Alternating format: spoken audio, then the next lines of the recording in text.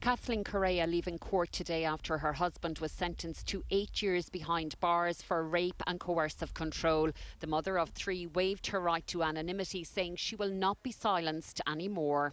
That saying what happens behind closed doors should stay behind closed doors is so wrong and damaging for victims. If something bad happens behind closed doors, people should not be afraid to speak out about it. There should be no stigma or shame towards rape, sexual violence or domestic violence of any kind. I did nothing wrong. Sergio Correia, with an address at Front Street in Ardara in County Donegal, was found guilty by a jury of 2 counts of rape and 1 of coercive control.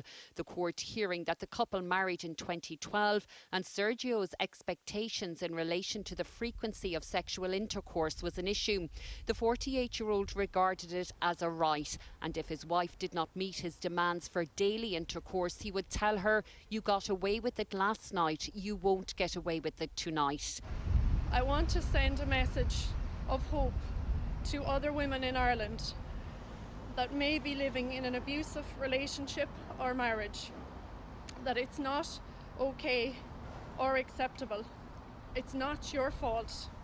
Through marriage, it is not your duty to accept any degree of suffering inflicted by your husband or wife.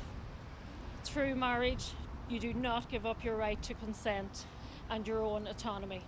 In sentencing, Judge Melanie Greeley said this was anger-filled, emotional and psychological abuse, and there was an immense breach of trust. She added that Mr. Correia had a high level of self-pity and there was a distinct lack of insight into the harm that he had caused. She sentenced him to 9.5 years, with the final 18 months suspended. Aisling Nicostala, Virgin Media News. And if you've been affected by